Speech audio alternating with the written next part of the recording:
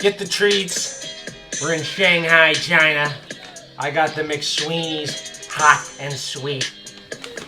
I got the Doritos sweet chili heat. And we're gonna get hot in China. Guaranteed. Let's get it going, Fight Fiends and Forecasters. Thanks for tuning in for another video. Let's start it off with the two fizzled fights on this 12 fight card here. Now, Marco Tulio was supposed to fight Michel Pereira in a big matchup, a tough fight for Michel Pereira there to get back into the win column. Unfortunately, Tulio withdrew with momentum, and Pereira gets a new matchup. We're going to talk about it. Zhang, he withdrew versus Kiefer Crosbie. Now, Kiefer Crosbie gets a up-and-coming Chinese prospect here. Main card fight as well. Main card headliner fight. So stay tuned for that prediction. We're going to predict each and every fight on this 12-fight card in Shanghai, China. Let's get this cash. Let's beat the bookie's ass. And let's get straight to it. First fight of the night. We got Diyar Nurgozhay, 10-1 off a loss. His first ever loss.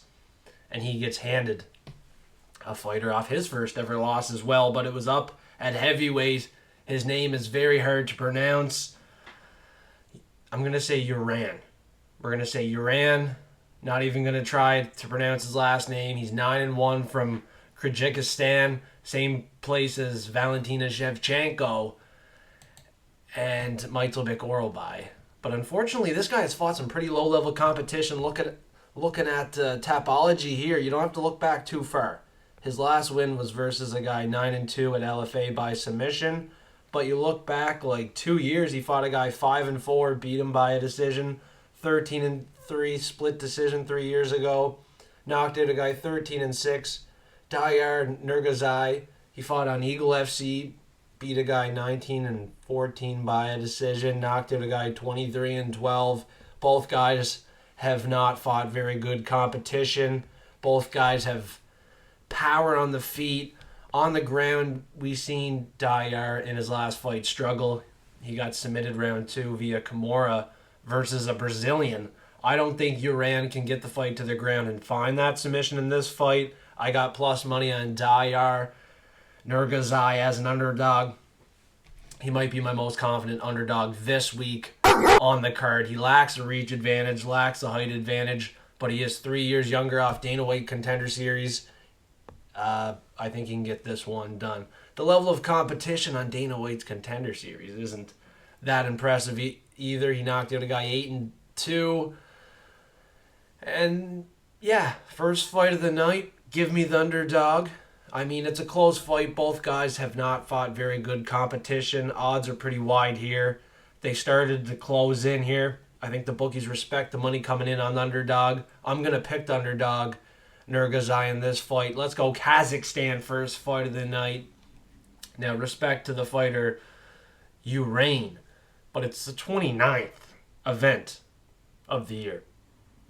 And the opponents of Uran can improve to 2-9 on the 29th event of the year. So I really like this underdog. The Zodiac Forecast is a new second tier as well. Check that out. Diyar Nurgozhay is definitely a high confidence pick and a bet for Zodiac Forecasters. $28 a month. It's worth it for each and every fight. Coded. I'm telling you right now, 29th event of the year. Opponents of Uran are going to improve to 2-9. They're going to do it. And take that plus money with Diyar, underdog of the week as well. I think he's my most confident underdog, even though it's the first fight of the night and we didn't talk about any other fights yet. So let's keep it going here. At bantamweight, two fighters from the Asian region are going to go to work. But I'm going with the Chinese fighter, slight underdog here, plus 110, Long Shanong. I bet you he has a long dong here against Yu Song Yu. You betcha. I mean, this guy beat AJ Cunningham decision in his last fight. I was taking AJ Cunningham, that big underdog, in the last bout. Obviously, Su Young Yu dominated the fight by a decision. AJ showed his toughness in this fight. Su Young Yu is the favorite, but I'm going to pick against him again. for multiple reasons, undisclosed reasons. It's a coin flip fight. So do what you want here. But looking at the level of competition, I like the experience from Long Xiang, however the fuck you say that. Yeah, he has a 5-inch reach advantage in this fight. Knocked out Quang Li, a tough fighter, round 3 in the last fight. I think he wins this. On the judges' scorecards, it's in Shanghai, China. Give me the Chinese fighter by a decision. And we're getting plus money again here. So one of these underdogs are going to hit.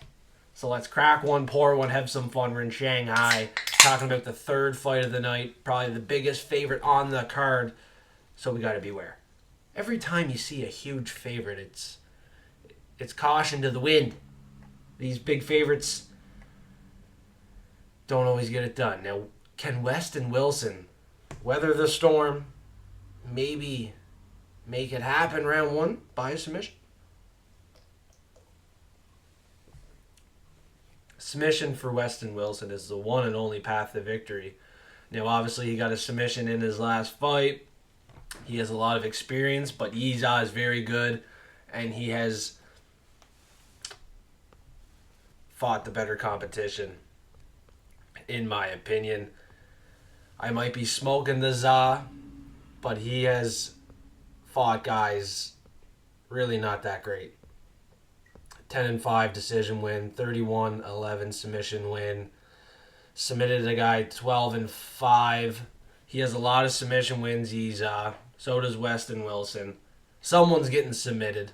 The bookies think probably gets the submission here, or at least a win. Maybe he can knock out Westin Wilson. He got knocked out to Jean Silva, Joe Anderson, Brito, two guys that would handle Yiza as well. So you can't really shame Westin Wilson in those losses, but his wins as well aren't that great. Submitted a guy 8-5 before the UFC and 4-3. So Westin Wilson has fought the worst competition out of these two fighters. Yiza is probably better on the ground. And if Westin Wilson has one path to victory on the ground and he goes for it, he gets submitted, honestly. Yiza, as a big favorite, might be the play by a submission. Most people think he wins a decision. The other half leaning the KO. You look at his last couple fights, he can get this submission. Westin Wilson's probably going to go for it. Give me Yiza submission as such a big favorite. If he drops the bag as such a big favorite, I will be surprised. I think he is better on the ground, is more likely to get that submission, and can easily win this by a decision, given the fact the fight is in China. Give me another Chinese fighter. Maybe we parlay each and every one of them on the event. And let's keep it rolling here. Fourth fight of the night, Michel Pereira, looking to get back into the win column versus Kyle Daukaus on short notice. Getting the call back. Come on back to the UFC, Kyle Daukaus. Now, he is entertaining. I would like to see him fight lower level competition. Not a guy looking for a win. Hungry. Off 2 losses here. I think Pereira gets back into the win column because he's too hungry. He's vicious in round 1, and Daukaus has been finished before versus Eric Anders the last time he was in the UFC. I don't think he stands up with the unorthodoxness of Michel Pereira. Pereira has gotten a submission before. He can obviously defend one, but on the feet is where he's going to shine, being so unorthodox. I think he lands something round 1 on Kyle Daukaus, who is hittable and has really no striking to compete with a guy like Pereira, who's still competing in the UFC. Kyle Daukaus just got cut. I'm surprised Kyle Daukaus is not one of the biggest underdogs on the card. So given the fact we got value on Michel Pereira, we're going to lock him in. Lock of the week. We had Carlos Prates hit the last lock. So we have 1 lock right now. Let's make it 2 in a row off 2 losses. Michel Pereira. He's going to snap that losing streak. And we're going to get hot here in China. We got more locks coming up. We're going to start the streak back up. Now we're going to talk about the 5th fight of the night between another Chinese fighter, Rong, 3-1 favorite over Austin Hubbard. Hubbard is respectful. He almost won his last 2 fights. They were split decisions, went 15 minutes, showed that he can compete in the UFC. He fought Marquel Medeiros, Alexander Hernandez. Now, I think there is value on Hubbard, but he is not my pick given the fact that Cody Steele just lost unanimously to Rong Zhu. Rong Zhu has been improving. He has so much experience, and the fight night is in China. I have to take another Chinese fighter with somewhat confidence in this fight. Kind of low confidence, but I'll pick him to win. The odds are too wide, but I would say Rong Zhu, in a close decision, gets his hand raised. I expect it to go 15 minutes. I expect it to be close. And I do expect the judges to give it to another Chinese fighter. Now, maybe they don't. Maybe he's one that gets robbed. So if you feel like Austin Hubbard has a serious chance to win this fight, take that 3-1 underdog, manage the bankroll wisely, and place the bet. For me, I'll take Rong Zhu, buy a decision in this fight with low confidence, and probably no money on this fight. Let's keep it moving along in Shanghai with the sixth fight that everybody is waiting for here. Loner Kavanagh, 9-0 undefeated versus Charles Johnson. This is an opportunity for a lock of the week, and we absolutely have the balls to do it, so we do it. We take Loner Kavanagh, undefeated in this fight, with some Chinese heritage. I don't put the Chinese flag for him. He's obviously born in England, but he has some Chinese heritage. And I think he shows up in China, gets it done here over Charles Johnson, a respectful fighter, but they always hand him tough fights. This is a tough fight. The quickness, the speed and IQ of Loner Kavanagh gets it done.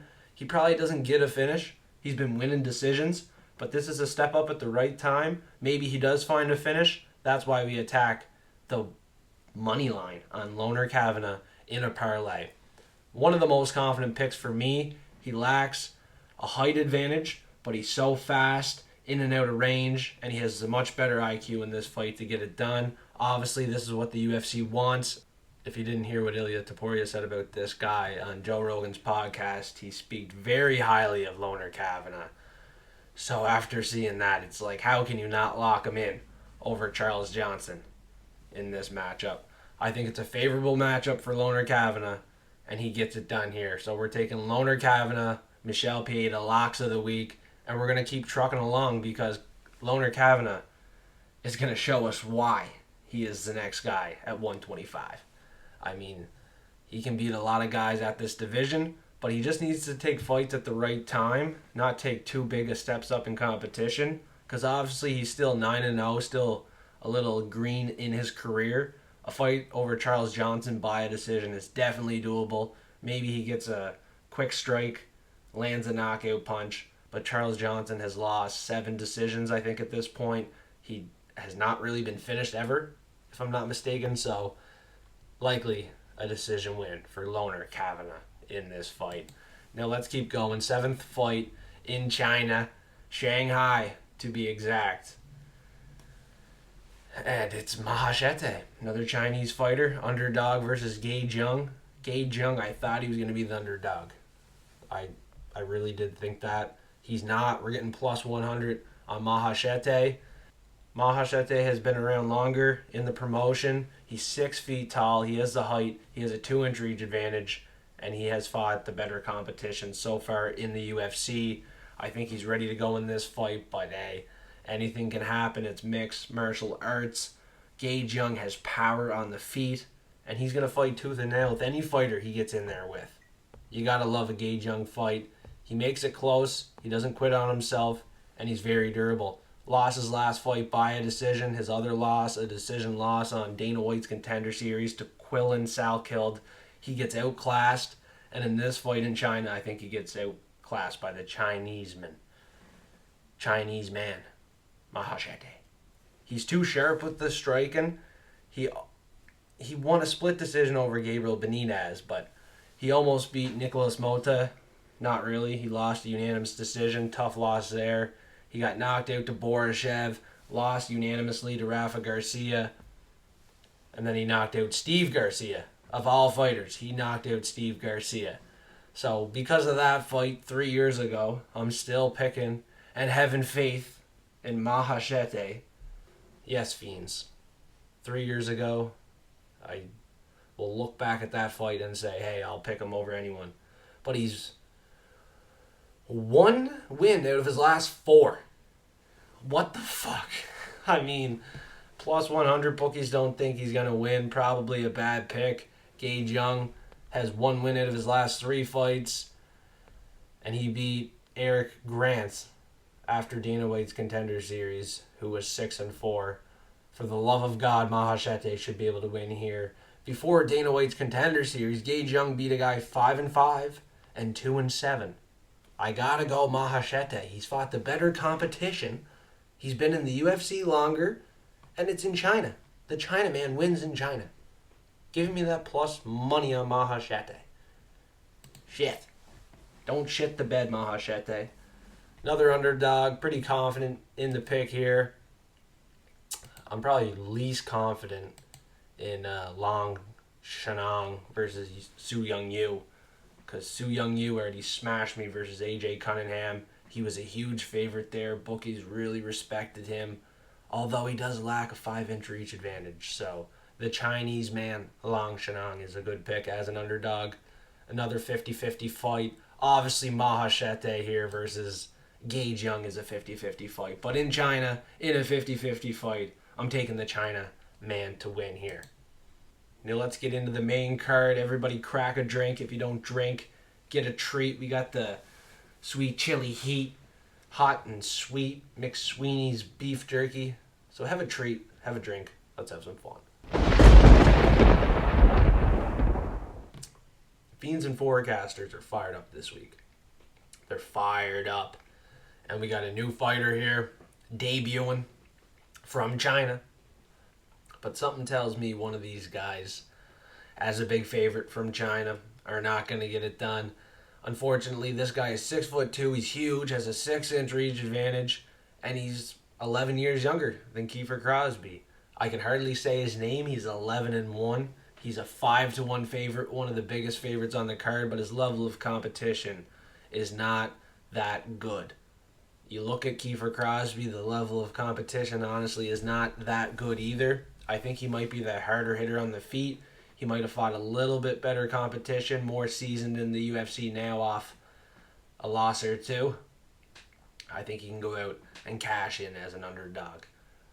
50-50 fight, odds don't indicate that. I'm probably going to be horribly wrong. You got a Chinese fighter as a huge favorite, 6-inch reach advantage, probably goes out here, takes advantage of the opportunity, gets the round 1 finish. But I just don't see it happening. I don't trust in that happening. You look at the level of competition, where he has fought. He just beat a guy 1-1. 1-1. 8-3 before that. 13-7, 13-4, 20-10. Crosbie's wins, you look at that, 24-13, 6-12. I mean, why is this a fight? Both these guys are probably not UFC caliber, to be honest. The wise pick would be the Chinese fighter. 5-1 favorite. 6-inch reach advantage. But 95% of people are picking him to win. They're probably all betting him to win. Give me Kiefer Crosbie. You know? I don't like the pick. Flip a coin. Don't listen to me at all on this one. Let's keep moving along. Crosby's probably going to get crushed round 1. Oh well. It's not the end of the week yet. I could change the pick on that one. Join for $5 a month as a Platinum Forecaster, or $28 a month as a Zodiac Forecaster, to see any changes that might get made and to get notified as soon as possible. And to get notified on the bets as soon as they get placed. We're making bets because I see another underdog on this card. At flyweight, 125 pounds, we got another Chinese fighter as well. But he's the favorite, Mudaerji. 17-7 off a win, split decision, Mitch Raposo. That was a close fight, super close fight, and I don't think Mudaerji's that good. He's a little overrated. He's too big of a favorite in this fight, especially over a guy in Kevin Borjas, who just won a unanimous decision versus Ronaldo Rodriguez. I mean, how are the bookies disrespecting him this much? He is lacking a 4-inch reach advantage, but he's crisp and clean with the boxing. He pushes forward. He's very defensively sound, and he might be just a level or a step ahead of Su Mu in this fight. I think Su Mudaerji might be a little too aggressive and not cautious about the striking defense. He might get hit one too many times, possibly knocked out, or losing a fight on the judges' scorecards in a fight that it's going to be too obvious that Borjas won, given how much he beat him up, the damage, and stuff like that. Give me Kevin Borjas plus 140 here. This is a fight where Borjas is the harder hitter, more technically sound, and he should get it done. He's off a big win. 17-2, Ronaldo Rodriguez is a good win. He was not expected to win that fight either, and it was a tough environment. He's stepping into another tough environment and likely going to cash in as an underdog. So he is another pick on this event that is an underdog. This time it's against a Chinese fighter. The other underdog, Kiefer Crosbie, might not stand much of a chance, but I think Borjas is a much more confident pick to fight for your money as an underdog. So definitely bet him to win. He has power on the feet, obviously on the ground. Su Mudaerji got submitted to Matt Schnell. Anything can happen. Don't be too greedy. Manage the bankroll wisely. There's plus 140 sitting on the board with Borjas, and I like it a lot. Let's get paid. We got Pavlovich up next versus Waldo Cortes-Acosta. As a 3-1 underdog, Waldo Cortes-Acosta at heavyweight. I think that's an indication Pavlovich gets the knockout win. He's off a unanimous decision win. It's time for a big knockout win for Pavlovich. Get a little momentum back under him. He was going out there knocking out everybody. A lot of round one wins. All of his wins by knockout are round one, except for the fights he won by a decision. I don't think Waldo Cortes-Acosta can handle the power. I don't think he wants to feel the power. But when he does, Fiends, he's going to quit. I think when he feels the power, he's going to quit. Waldo Cortes-Acosta has never been hit or fought a guy like this. Pavlovich hits like a steam rolling truck, and it's going to be different. He hits different. Give me Pavlovich round 1 KO. 3-1 favorite in this fight here. Both fighters 33 in this fight.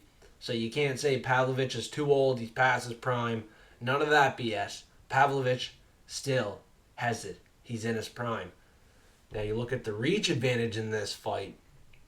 Suffering. Jesus, Pavlovich has a 6-inch reach advantage. I think it's going to be too easy to land within 5 minutes on Waldo Cortes-Acosta. They're going to be wondering, where's Waldo after this one? His striking, his skills are going to be thrown out the window, along with his 14-1 record. He's about to be 14-2. Second loss, second time in Shanghai. And now we got the co-main event. Former title challenger Brian Ortega versus former champion Aljamain Sterling.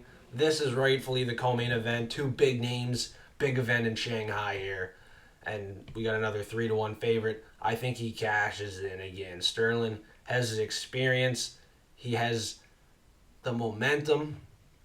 Even though he's off a loss, he looked good his first appearance at featherweight. He's moving up a weight class, and he's the better grappler. Ortega's known for his grappling, his submissions.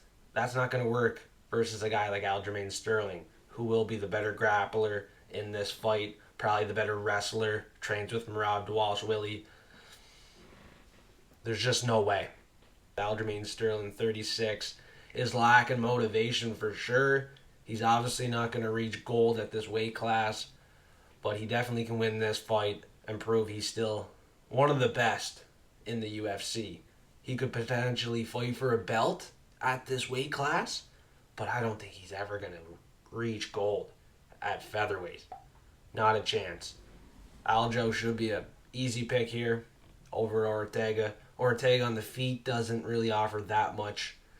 He's a little stiff with the striking. His striking defense isn't overly good, and I think Aljamain Sterling has the better coaching, people to train with each and every day, and he's just going to easily walk his way to a decision win in this fight.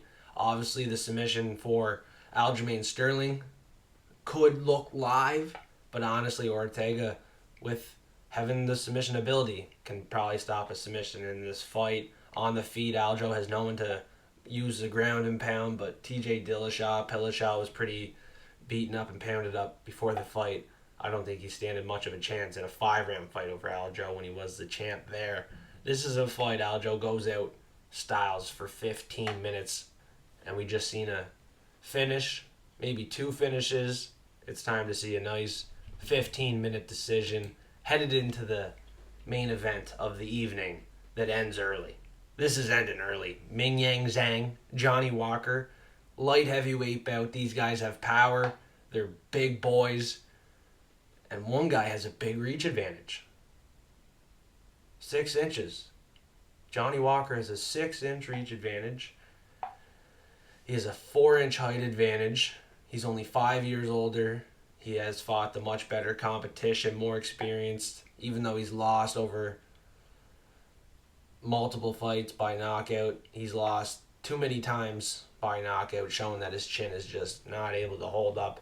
He literally just got knocked out a year and a month ago by uppercut round 1 to Volkan Ozdemir. So if Ozdemir can knock him out round 1, the Mountain Tiger MingYang Zhang in China should be able to, especially as almost 4-1 favorite. You got to think this Chinaman can get it done in China. MingYang Zhang should fly round 1, knock out Johnny Walker with the speed and precision. Johnny Walker is just too unorthodox and weird in there. He just isn't as good as MingYang Zhang. MingYang Zhang is a killer. The precision of the striking and how bad the striking defense is of Johnny Walker is a bad mix. It's a round 1 finish for MingYang Zhang. Each and every one of us agree on this one. The chin of Johnny Walker is glass, and it cannot hold up 5 minutes, let alone 25 minutes in a main event over MingYang Zhang. But we've seen some crazy stuff, so manage the bankroll wisely. Nothing is a guarantee. And join the Zodiac Forecast to see the code on this fight. Maybe there's a numerology or astrology code that can lead you one way or give you a warning on this fight. So if you want to become a Zodiac Forecaster, join Patreon. Hit the link in the description below. If you want to spend less money, you just want to see the bets and picks, become a Platinum Forecaster. That's completely fine too. We have 2 tiers officially, and it's the 2nd time in Shanghai. And you know we're going to be back Friday, 8 p.m. Eastern Time with Prelim Tim, MMA Husky Hustler. If you don't know, now you know. We're going live every Friday, every event at 8 p.m. Eastern Time with Prelim Tim, MMA Husky Hustler, potentially a special guest here and there if we can make it happen. Last time with the special guest, Tristan, Moneyman, he let us down. It didn't happen. Maybe next time it'll happen. A special guest. Maybe Bryn Ray, we'll get her on the show. Maybe the money man Tristan will join a show at some point. We'll see. So you got to stay forecasted. Be there for the Prop Fiends show, 8 p.m. Eastern Time on Friday. Potential giveaways. But you know what we do each and every week now on the Full Card Prediction Show. We have a giveaway, a $100 giveaway. No winner last week, unfortunately. But this week we have another chance to give out $100. All what you got to do is give me your most confident parlay in the comment section below. Requirements: the parlay has to be above plus 100 odds, and you have to put hashtag F3 to enter the giveaway in the comment section below. So drop your most confident parlay, enter to win $100 right now with that hashtag F3.